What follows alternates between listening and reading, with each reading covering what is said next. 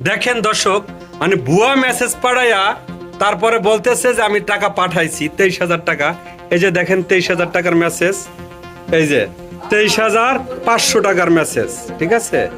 23,500 টাকার মেসেজ পাঠাইছে ভাই। এই যে মেসেজটা আপনারা পাঠাইছে, পরে আপনি অ্যাকাউন্ট যে চেক করছেন, চেক করার পর দেখেন যে ব্যালেন্স আসে নাই। আমার অ্যাকাউন্টে তো এক করতে আমি অ্যাকাউন্টে আর ঢুকতেই পারতেছি না। অ্যাকাউন্টে ঢুকতে পারেন নাই? না। আচ্ছা, পরে অ্যাকাউন্টে কিভাবে কি করলেন? পরে অ্যাকাউন্টে আমি অফিসে ফোন দিছি, মানে ওই অ্যাকাউন্ট অফিসে, হেড অফিসে ফোন দিছেন? ফোন দিছি যে এই অবস্থা আমার অ্যাকাউন্টে, এই অবস্থা সমস্যা হয়েছে, পরে ওনারা ঠিক করে দিচ্ছে।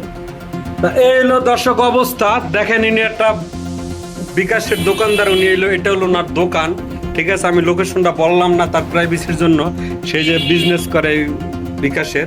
তো এদের সাথে ঘটনাটা ঘটছে। আচ্ছা, তোমরা যেরকম লোভ করলা, কারণ এরকম অনলাইনে তো এরকম ভিডিও আরো অহরহ আপলোড হয়েছে, যেরকম প্রতারক চক্র চলে, তাহলে তোমরা এগুলো যাই না শুনে কেন এগুলো